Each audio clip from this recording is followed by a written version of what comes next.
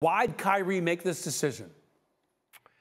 I mean, Ryan, simply he ran out of leverage to get the long-term deal that he wanted, either in a sign-and-trade scenario or with the Nets. And I think those are really the two rails he was playing. And the third thing, the threat of going to the Lakers on an opt-out at their $6 million exception. And so Kyrie Irving did not give up $30+ million for next season. And I think, that all combined with, sort of the unspoken looming threat of a Kevin Durant trade if Kyrie Irving left, none of that pushed the Nets to give him the long-term commitment that he wanted.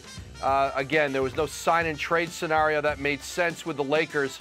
So he opts back into his deal with Brooklyn, and now, of course, he could be a free agent after next season. And now a huge situation for the Nets. So what does this mean? You mentioned he could be a free agent after the season. What does this mean for his long-term future?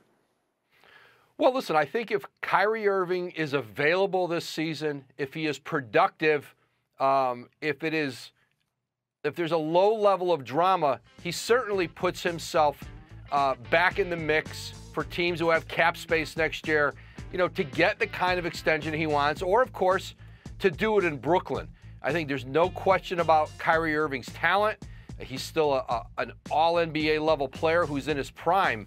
But clearly you saw this offseason there was not a rush or even a movement of teams who either had cap space or who could create cap space to go out and give Kyrie Irving the kind of commitment he wanted. Brooklyn wasn't going to do it. And so I think this is a year where Kyrie Irving can rebuild perhaps his value around the league and the belief that he could be counted on. And I think more than anything, he's got to show that to teams around the league, and he's got to show that to the Nets. And show that he is, as you say, available and productive. We'll see if that happens. Adrian Wojnarowski breaking this huge news. Thank you so much, Woj, as we talk about the Nets and Kyrie, of course, telling The Atlantic he's coming back. So what does this mean for the Nets is the biggest question, Tim. I mean, it means, as Adrian just said, this is a grand slam home run for the Brooklyn Nets. This is exactly what they wanted. They wanted Kyrie Irving on a short-term deal where he has to come in and prove he's actually committed to being part of this team and on the court, right? All the things we've talked about over the past couple of days, it's been about, is Kyrie going to play? Where is he going to play? What is his level of commitment going to be? Well, now we know. He's opted in for next year. He's on this Nets roster. And if the Nets have him and Ben Simmons and Kevin Durant on the court, if they are available, this team is as good as anybody and can win a championship. And this is what the Nets wanted. Kevin Durant on the team, Kyrie Irving on the team, Ben Simmons on the team. They have a championship-level roster, and now they can go forward with this group without having to give Kyrie Irving a long-term commitment to do so. That was what the holdup was. That Kyrie, as Adrian said, Kyrie wanted this money. He didn't get it. They called his bluff. They won. Now they have him on the team for 1 year. It's a perfect scenario for Brooklyn. Wow, called his bluff and won. Zach, what do you make of this deal? Look, Tim is right. The Nets stood firm. They didn't cave. They said publicly and privately, we're not giving them the long-term max. We'll see what happens. We'll risk losing Durant or having Durant drama too. And they quote-unquote won because he opted in and now ceded some control of the situation. But two things.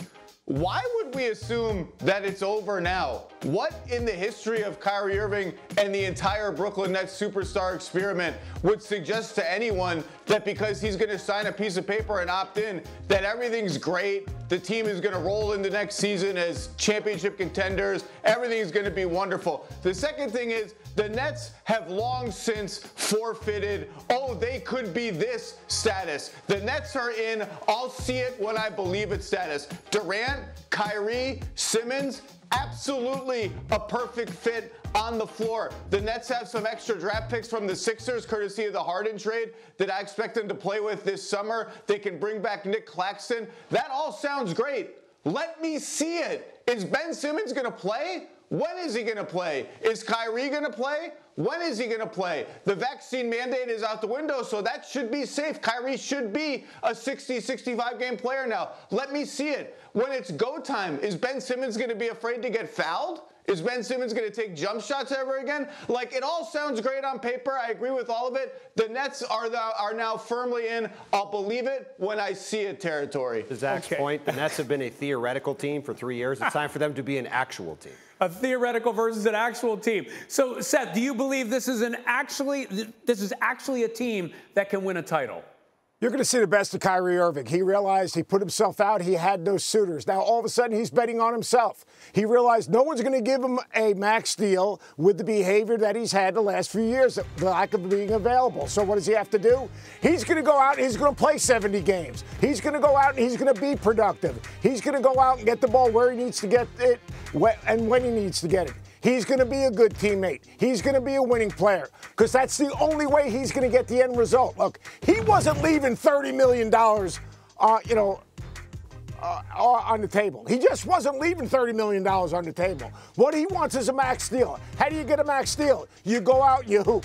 You go out, you're a winning player. You go out, you're a good teammate. You go out, you're productive. You go out and you show people that, you know what, I'm worth investing in. And then once he gets the max deal, who knows what's going to happen? But one thing I do know that's going to happen this year, you're going to see the best of Kyrie Irving. There you go. And you mentioned, and Tim and I are looking at each other. Once he gets the max deal, who knows what's going to happen? I wonder if this is part of the calculus, Tim. They've got him for this year, but what does that mean long term? Well, what it means is that we're talking about this year, right? As Zach said, with Kyrie Irving, you can't go past the immediate, right? You can't go past today. And yeah, sure, he could come back in the fall and decide he doesn't want to be there, and this could be a mess. But for the Nets, you have to look at it as this is what we wanted. We wanted him on a one-year deal, a short-term commitment of some kind. We got that. Now we're going to go into this season. We're going to try to win a championship with a team that is capable of winning a championship. We forget that all the time because of all the noise around this team and, frankly, the fact that they have not been on the court together. But this team is a championship-level roster. And this was the best chance for Kyrie Irving to win. This was the best chance for Kyrie Irving to get paid, to come back, to play this year for the Nets. If he does anything close to what Seth said before, he's going to be in good shape next summer. This is about being time for these guys to produce on the court consistently. Thank you for watching ESPN on YouTube. For live streaming sports and premium content, subscribe to ESPN+.